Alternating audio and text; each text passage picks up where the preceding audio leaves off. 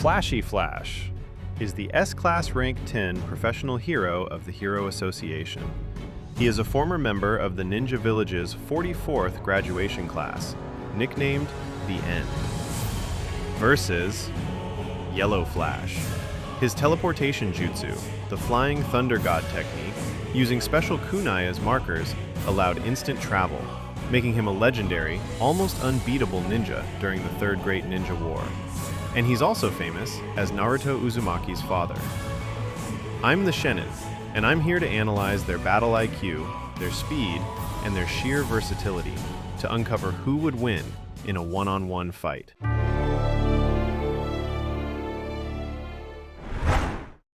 Flashy Flash is the definition of stylish danger.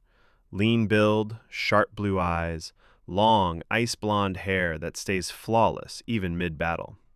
He rocks a sleek dark blue bodysuit, silver armor, a flowing white cape, and star-shaped ornaments that basically say, "Yes, I'm this cool." Flash is all business. In meetings, in battles, anywhere. He's the guy who cuts through nonsense. But let's be real, he's also very arrogant. Lower-ranked heroes? He thinks they should just step aside and let the professionals handle it. And unlike literally everyone else, he doesn't fear Tatsumaki. He argues with her, accuses her of stealing kills, the whole package.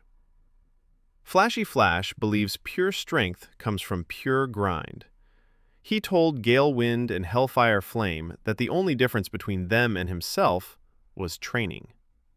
It's a mindset that mirrors Saitama, minus the 100 push-ups and the baldness. For all his elegance, Flash is far from perfect. His pride melts the moment he meets someone faster. He becomes reckless, leaving openings in battle. He attacked Saitama twice just because he couldn't accept someone dodging him. And yes, despite being one of the fastest heroes alive, Flashy Flash has zero sense of direction. Put him in a tunnel or cave system and he's immediately lost. Speed, 10 out of 10. Navigation, 0 out of 10. Beneath the cold exterior is someone shaped by brutal childhood training. Flash longed for freedom and justice, so at 16, he wiped out the entire corrupt ninja village himself. That's not speed. That's conviction. Flashy Flash is stylish, terrifyingly fast, prideful, disciplined, and secretly directionally challenged. He respects true strength, hates being surpassed, and carries a past that explains both his intensity and his independence.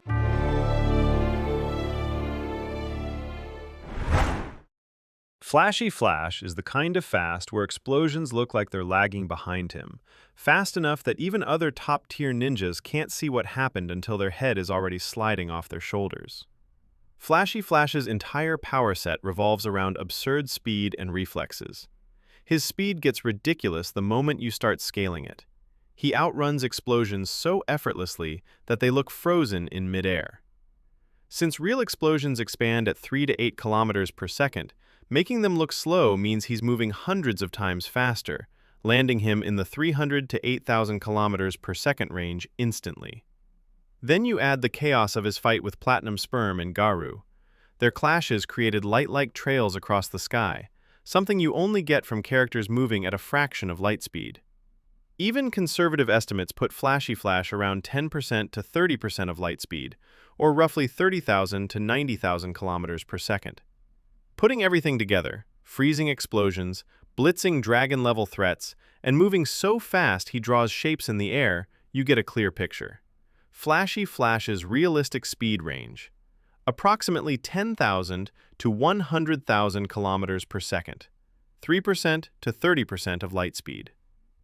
Speed is one thing, but Flashy Flash isn't just zipping around. He's packing techniques that destroy dragon-level monsters. Flash Slash: a speed cut so quick he bisected 2 dragon-level ninjas before they even felt it. Flashy Fist Kicks: barrages that hit so fast they blur into afterimages. Forbidden Techniques: moves we haven't even seen yet, implying he has power beyond what he's already showcased. He defeated Hellfire Flame and Gale Wind, two dragon-level monsters, simultaneously and without serious injury. What makes Flash terrifying is the fact that he isn't a glass cannon. He tanked hits from dragon-level monsters and got up like it was cardio, survived blows from Platinum Sperm and Monster Garu long enough to stay relevant.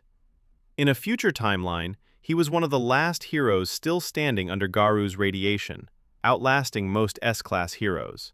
He's lean, but he's built like a titanium spring. Flashy Flash isn't just speed, he's strategy. Calculated when to strike wind and flame at the exact moment neither could escape. Analyzed Saitama's weight by the sound of his footsteps. Has the technique mastery to outclass elite ninjas, defeating 21 of them in the webcomic without a single injury. At 16 years old, he wiped out his entire infamous ninja village, everyone except Sonic and the comatose leader. Flashy Flash is one of the deadliest, fastest, and most skillful S-class heroes, essentially a living missile with sword skills.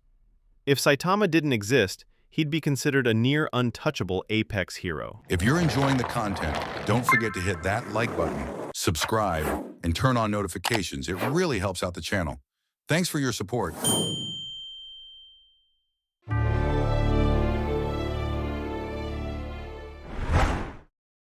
Minato Namikaze, the fourth Hokage, stands as one of the most respected and tragic figures in Naruto.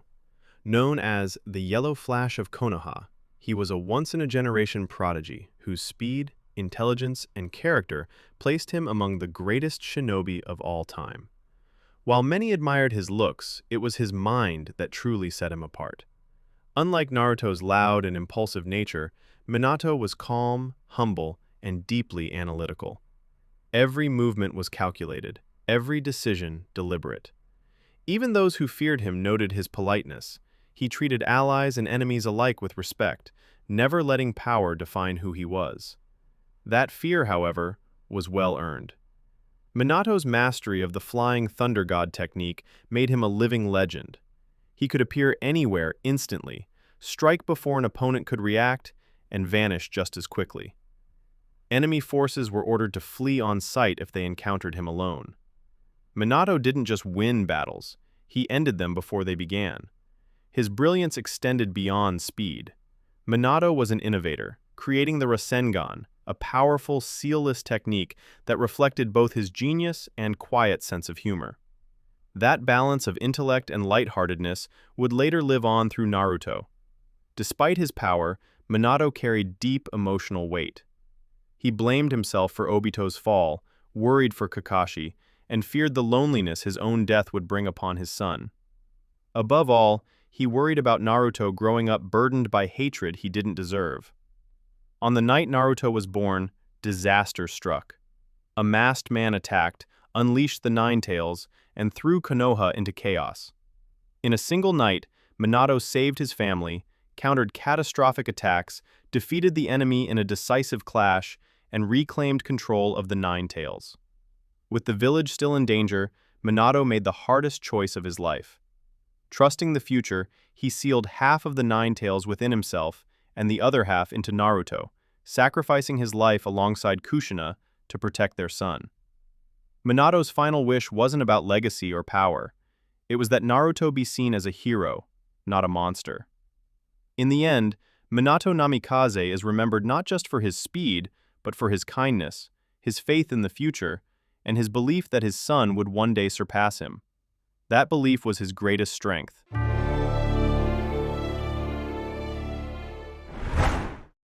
Let's be clear. Minato Namikaze wasn't just strong. He was unfair. This is a man who didn't dominate the ninja world through brute force or overwhelming chakra, but through perfection. Speed, intelligence, precision, and foresight, all fused into one shinobi. As a child, Minato was already making international headlines, stopping Kumogakure from kidnapping Konoha's Jinchuriki. By adulthood, legends like Jiraiya, the fourth Raikage, and even Kurama himself were comparing Minato to Hashirama Senju. That alone tells you what tier he was operating on. During the Third Shinobi World War, enemy nations didn't plan strategies against Minato. They issued one order: if you see him, run. And they had a reason. Minato didn't fight wars, he ended them.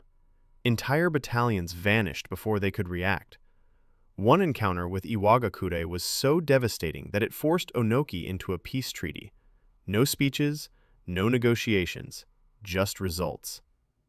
At the heart of this dominance was the Flying Thunder God technique. Minato mastered space-time ninjutsu so completely that even Tobirama, the man who invented it, admitted Minato was better. He could teleport instantly, redirect fatal attacks, erase enemies from the battlefield, and control combat so absolutely that opponents lost before they understood what was happening. And speed wasn't his only weapon. Minato could fight a tailed beast head-on. During the Nine Tails attack, he outplayed Kurama and Tobi, sealed the fox, saved the village, and still planned for the future after his own death. He split Kurama's chakra, designed a seal that would strengthen Naruto over time, and left behind failsafes so he and Kushina could guide their son years later. That's not just power.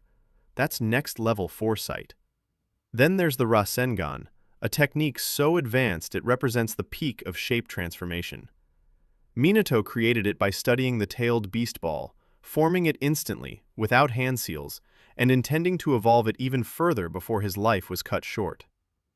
But what truly made Minato terrifying was his mind. He analyzed techniques after seeing them once, predicted enemy actions in real time, controlled battlefields through pure intelligence. Even as Hokage, he set up teleportation networks and trained others in space-time ninjutsu so Konoha would stay protected without him. Minato Namikaze didn't just win fights, he changed how wars were fought. And that's why, even years after his death, his name still echoes through the ninja world. Not as a memory, but as a benchmark for absolute power.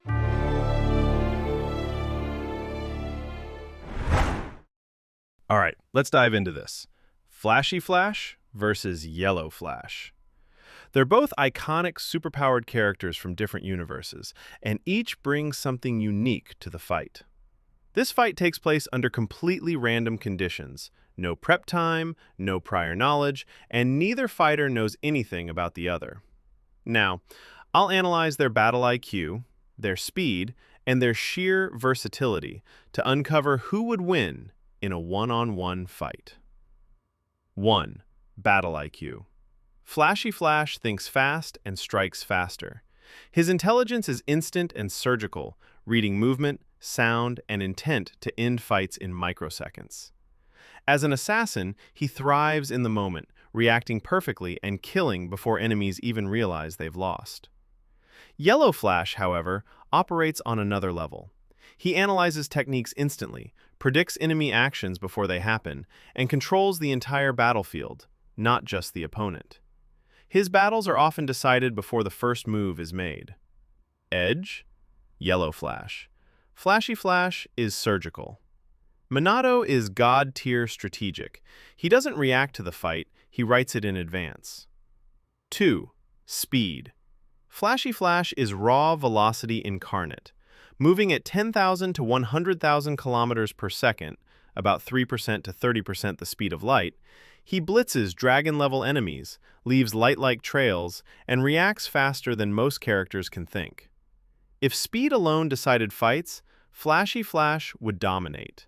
Yellow Flash, however, doesn't compete in movement speed. He removes movement entirely. With Flying Thunder God, he has instant teleportation, zero travel time, no acceleration, and no reaction window once you're marked. He can chain teleports mid-attack and control positioning perfectly. Edge?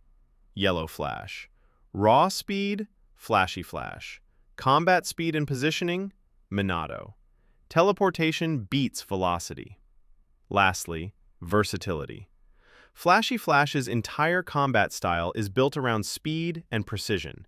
He is a master swordsman and ninja who relies on overwhelming velocity, assassin-style burst damage, and deadly techniques meant to end fights before they truly begin.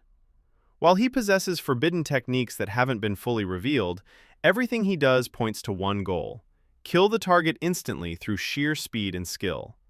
Yellow Flash, on the other hand, fights on a completely different level. His flying thunder god lets him teleport freely, turning the entire battlefield into his weapon. With sealing jutsu, barriers, clones, and summons, Minato can end fights instantly, control space, and pressure multiple opponents at once. His Rasengan adds raw power, while his mark-based traps let him dictate where and how the fight happens. Edge? Yellow Flash. Flashy Flash is lethal in one dimension: speed and assassination. Minato dominates in every dimension, controlling the battlefield, the flow of combat, and the outcome itself. And with all this, Yellow Flash wins.